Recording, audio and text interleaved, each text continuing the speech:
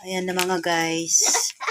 Ayan, magandang gabi po sa ating lahat mga guys. Andito po tayo. Gigisa po ng pork adobo. Ayan, gagawa tayo ng sauteed pork adobo. Ito po ay karne. In-slice ko po siya ng maliliit mga guys. Nilagyan ko din ng bawang yan.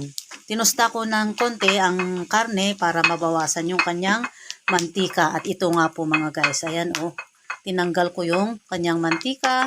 Kaya ilagay na natin ang sibuyas. Lagyan natin siya ng sibuyas mga guys.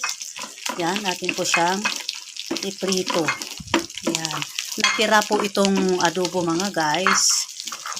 Yan, i-recycle natin para hindi masayang. Yan. Ginisaan po natin siya ng bawang at sibuyas. Yan. Lagyan natin siya ng 4 na pirasong kamatis.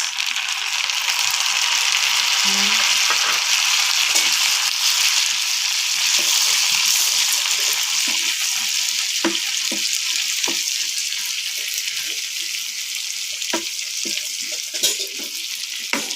Yan. Lagyan din natin siya ng soy. Soy na kahit 1 tablespoon. May soy na siyang dati since adobo po siya mga guys. Yan. At lagyan din natin siya ng powdered paminta. Yan. Half teaspoon. Yan mga guys. Yan. Natin pong haluing mabuti mga guys.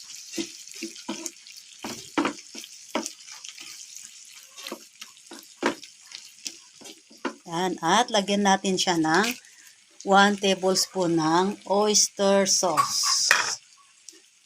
Yan. Atin pong haluin ng mabuti. Yan. Oh, ang bango. Ang bango mga guys ng ating sauteed pork adobo. Yan ang gawin natin. Ito ang gawin natin mga guys sa ating pork adobo.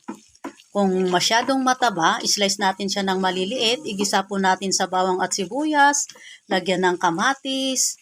Timplahan ng soy. Ng paminta powder. At ng oyster sauce. At meron ka ng ulam na masarap mga guys. Ayan po siya mga guys. Ayan. Yan. Pwede nyo na siyang gawin mga guys. Ayan. Ayan. Eto na po siya mga guys. Ayan ang ating